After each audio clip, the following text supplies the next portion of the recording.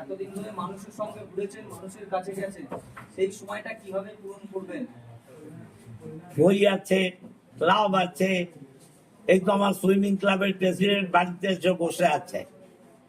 Club করব, মাঠ করব, বই পড়বো, সময় কাটাবো।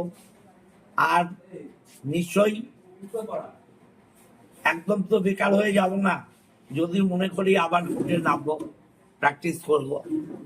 লয়ার ডিগ্রিটা আছে, বার কাউন্সিলের সার্টিফিকেট আছে, কোর্টে নেমে যাব। রাজনীতি না, রাজনীতি আর করবো না, রাজনীতি আর করবো। কি সন্ন্যাস নিলেন? রাজনীতি থেকে বিশ্রাম নিলাম। দল যদি কাজ করতে হলো তবে দল কাজ করতে বললে কোরামি করতে হবে নাকি? আমি কার ঠিকা চাকর নাকি? এই যে আপনি যে 24 দেবাংশ হয়ে প্রচারে বেরোবেন? দেবাংশ এলে ভাববো।